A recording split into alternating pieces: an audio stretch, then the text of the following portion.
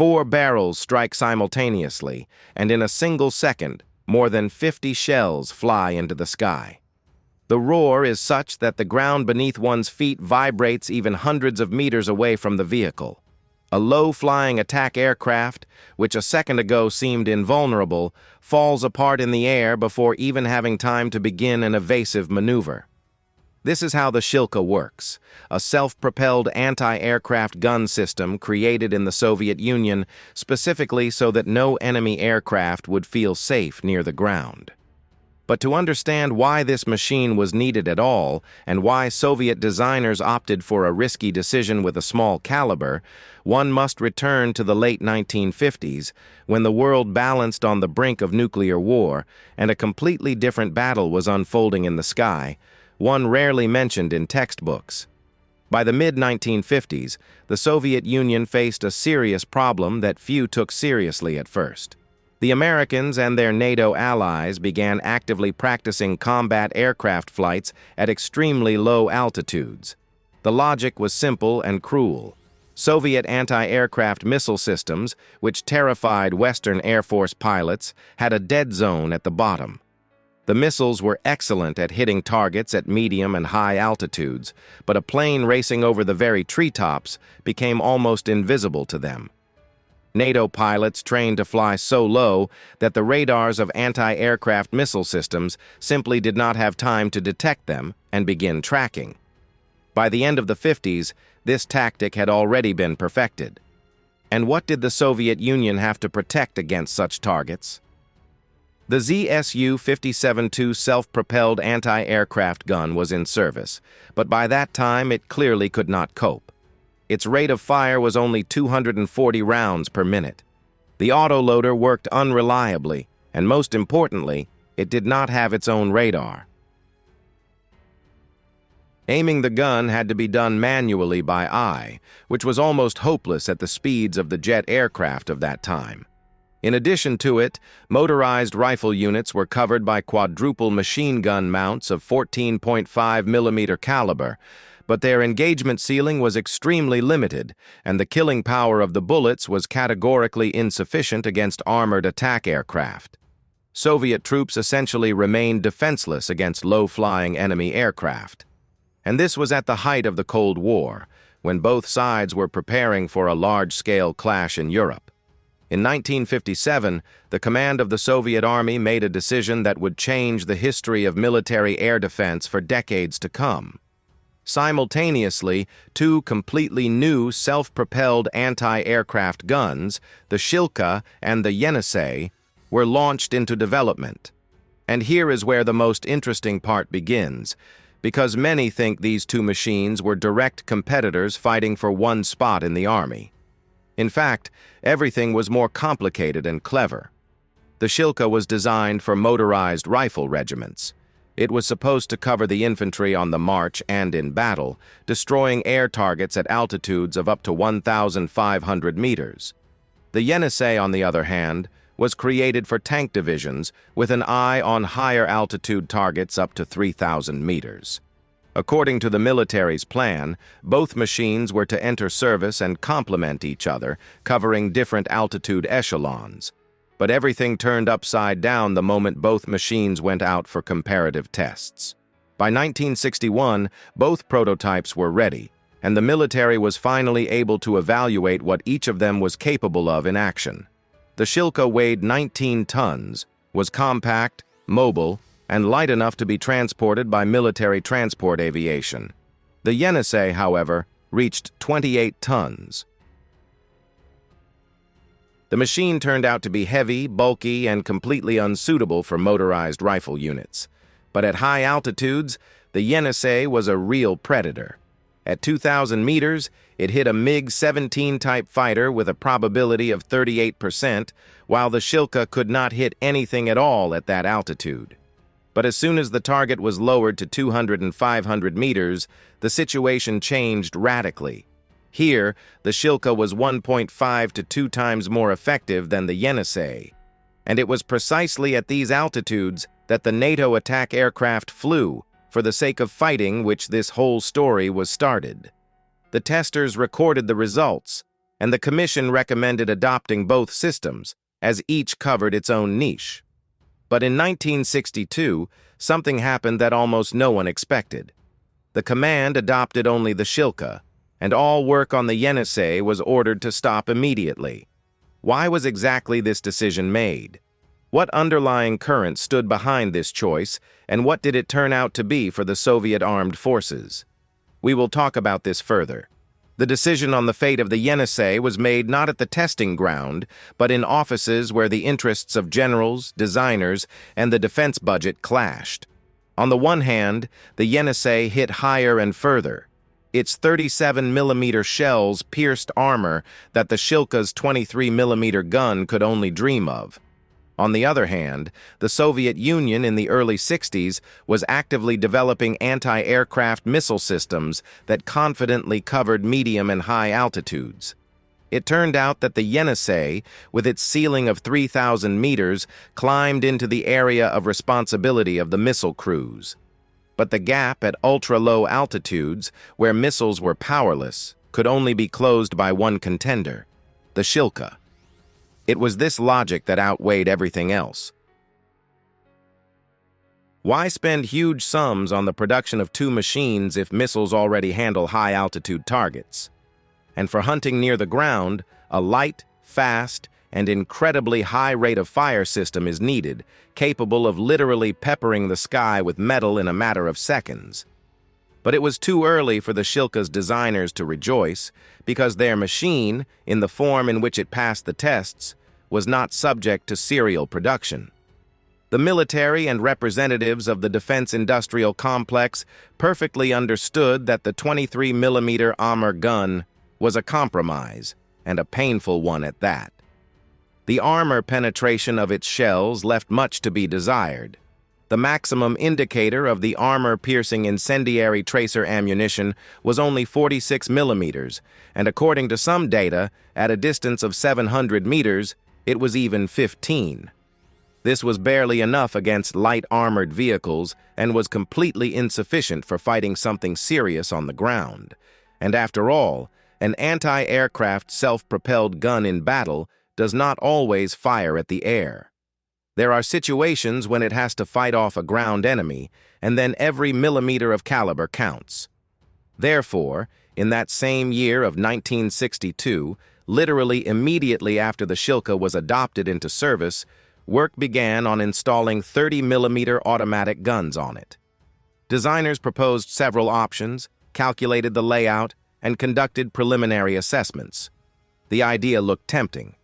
A 30mm shell carried significantly more explosive material, had better armor penetration, and could cause much more serious damage to air targets even with a single hit. But none of the proposed options passed. The 30mm automatic guns turned out to be too heavy and bulky for the Shilka's turret. Their installation would have required a complete redesign of the structure, which essentially meant creating a new machine from scratch. Time was pressing. The troops needed anti-aircraft cover right now, not in 5 years. And the command made a tough decision: keep the 23mm and bring what they had to perfection. The Tula machine-building plant was supposed to begin serial production of Amur guns for the Shilka in early 1963. But when the manufacturers got down to business, it turned out that both the gun and the machine itself were so raw that sending them to the troops would have been irresponsible. The most serious defect turned out to be the spent casing ejection system. They accumulated in the casing ejectors and tightly jammed the automatic gun. Imagine a situation in battle. An enemy aircraft enters for a strafing run on a column, the gunner presses the trigger, the guns come to life and start pounding the target. But after a few seconds, one of the automatic guns jams, then the second. And the machine, which is supposed to spit out 3,400 shells per minute, goes silent at the most critical moment. This is exactly the picture that was revealed during factory tests. In addition to the casing ejectors, defects were found in the barrel cooling system, in the vertical aiming mechanism, and in a number of other units, each of which required a redesign. Engineers sat down over blueprints, factory workshops worked in an intensified mode, and problems were solved one by one. The casing ejectors were redesigned, the cooling system was improved, and the aiming mechanism was put in order. All this took almost a whole year, and only in 1964 did the Shilka finally go into serial production. The first machines began to arrive in the troops, and the military was able to evaluate what they now had in their hands. And in their hands, they had a real anti-aircraft combine harvester, which, for all its compromises and shortcomings, did one thing better than anyone on the planet. It turned the airspace at low altitudes into a guaranteed destruction zone. Toward the end of the 60s, production rates reached a level of about 300 machines per year, and Shilkas flowed into motorized rifle regiments across the Soviet Union. Meanwhile, on the other side of the ocean, events were taking place that added a completely detective-like flavor to this story. The Americans, according to data from various sources, closely followed the development of the Shilka and, realizing the threat it posed to their tactical aviation, began to force a program to create heavily armored attack aircraft capable of surviving hits from small-caliber anti-aircraft shells. The Soviet side, in turn, learning of American plans to build low-flying armored attack aircraft, again thought that the 23mm caliber might not be enough. It turned out to be a closed circle in which each side spurred the other toward new developments, and the Shilka found itself right at the center of this arms race. But while the general staffs calculated scenarios of a future war, Soviet designers continued to bring their machine to perfection. And what exactly they changed in the Shilka and how this system is arranged inside, we will talk about next. The Shilka was placed on the GM 575 tracked chassis, which provided the machine with the mobility necessary to accompany motorized rifle columns on the march. A 6-cylinder diesel engine with a capacity of 280 horsepower was installed in the rear of the hull, which accelerated the 19-ton machine to 50 kilometers per hour on the highway. The hull was welded from bulletproof armor and was divided into 3 sections. The control section was located in the front part, where the driver mechanic sat, the only crew member who was not in the turret, but in the hull. In front of him were instruments for day and night observation, as well as tank navigation equipment, which allowed determining the location of the machine when moving over unfamiliar terrain when it was impossible to navigate by the surrounding landscape. In the nose part of the hull, in a separate compartment, was the front fuel tank made of aluminum alloy with a volume of 405 liters, and in the rear stood a second tank for 110 liters. This supply was enough for approximately 400 kilometers of travel depending on the terrain. In the middle of the hull was the fighting compartment with a turret, and it was here that the heart of the Shilka was located, a quadruple 23mm automatic anti-aircraft gun. 4 barrels were capable of firing 850 shells per minute each, which gave a total rate of fire of 3,400 rounds per minute.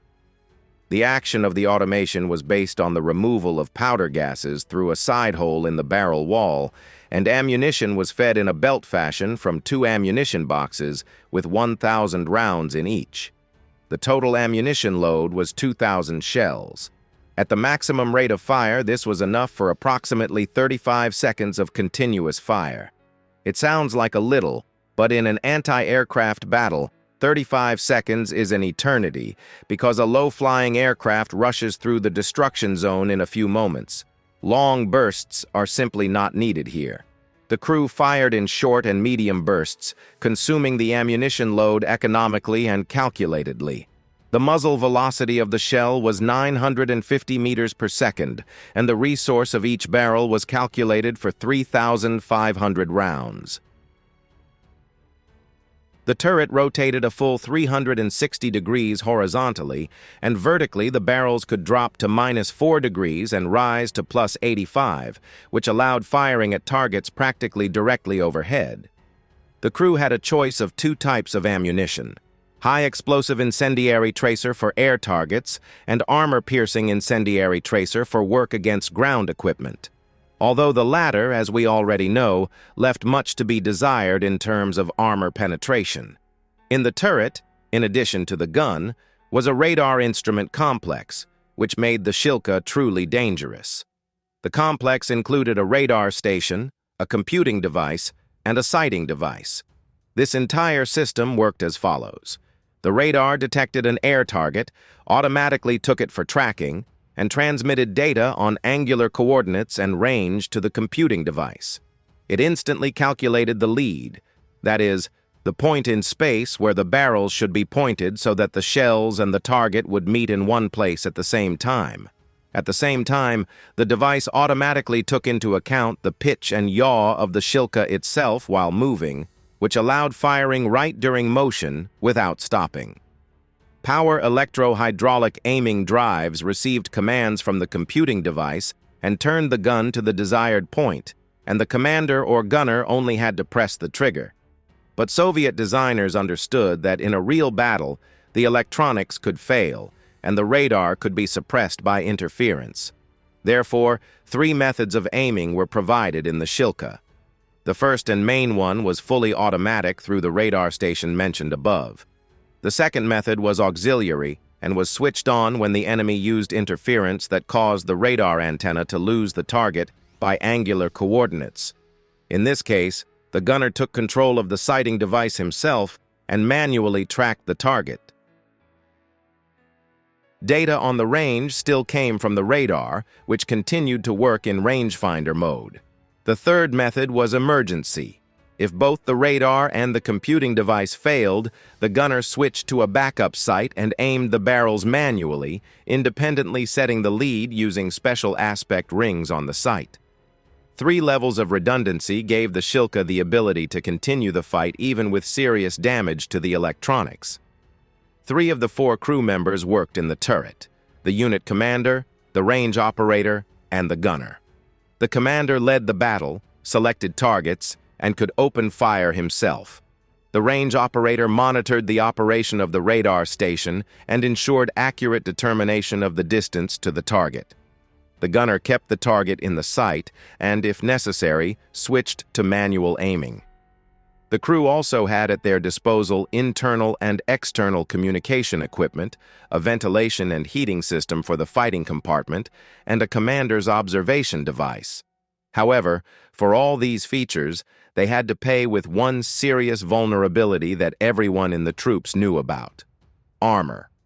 The front armor of the hull and sides was only 15 millimeters, and the turret was protected even more modestly at 9.2 millimeters. This armor held only fragments and small arms bullets, but against a heavy machine gun, or especially an automatic gun, the Shilka was defenseless. The crew knew this perfectly well, and the tactics for using the Shilka were built on one iron rule: do not go to the front line, work from behind combat formations, remaining invisible to the enemy until the moment it becomes necessary to open fire. From the moment it arrived in the troops, the Shilka began to live its combat life, and this life quickly showed that the machine needed to be improved.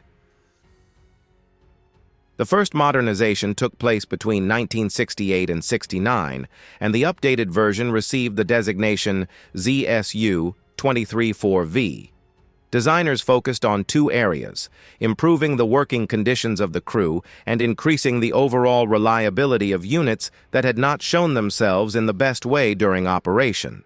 In addition, a commander's aiming device was added to the machine, which gave the unit commander the ability to independently detect and identify targets without relying entirely on the range operator and radar. It would seem like a small change, but in practice, it noticeably accelerated the crew's reaction.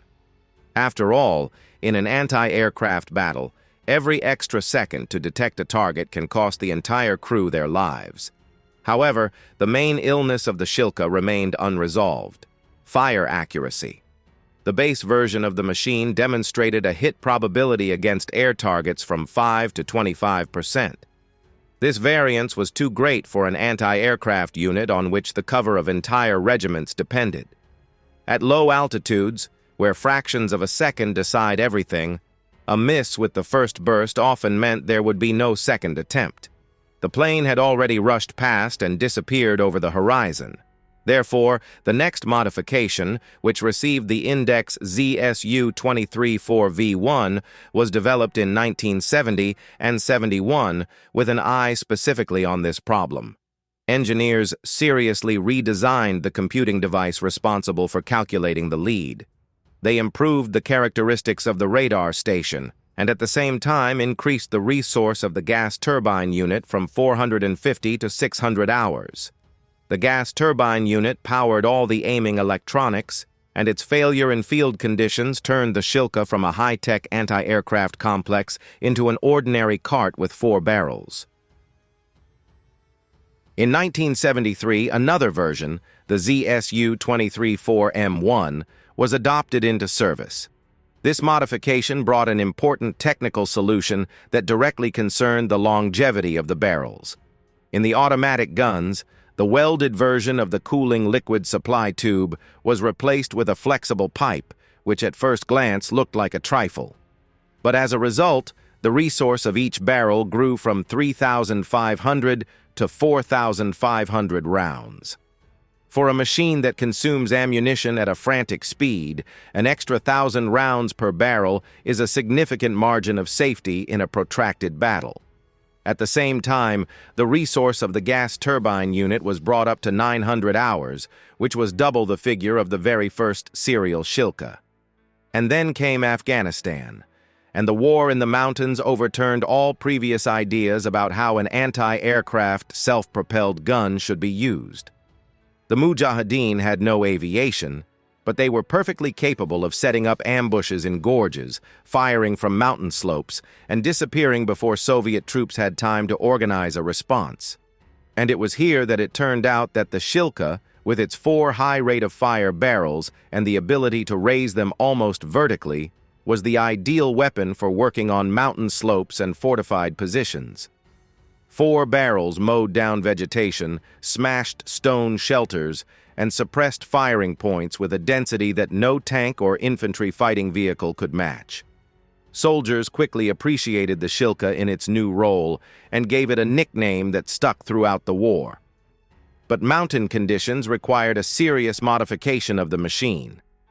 The radar instrument complex, which constituted the main value of the Shilka in its anti-aircraft role, turned out to be useless dead weight in Afghanistan. There were no air targets, and the heavy equipment took up space and ate up weight. Designers decided to dismantle the radar completely, and the freed space and weight reserve were used to increase the ammunition load from 2,000 to 3,000 shells. For firing in the dark, the machine was equipped with a night vision device, because night shelling of columns and bases was a favorite tactic of the enemy. This Afghan modification received the designation ZSU-234M2 and became perhaps the most unusual version of the Shilka, an anti-aircraft system from which all anti-aircraft equipment was purposefully removed, turning it into a pure infantry fire support machine. The next and last serial modification received the index ZSU-234M3. It was equipped with friend or foe identification equipment, which allowed the crew to instantly determine the affiliation of an air target without wasting precious seconds on radio requests. The fire control and aiming system were updated for the requirements of the time, and a number of other units were refined, adapting the machine to the realities of the early 80s. But by that point, the Shilka had already served 2 decades, and the last stage of this story awaited it.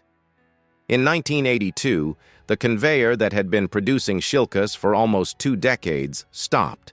The production of the M3 modification became the last, and no new machines were laid down. Over the entire period of serial production, starting from 1964, according to various estimates, more than 6,000 units were produced, and these machines went to dozens of countries around the world.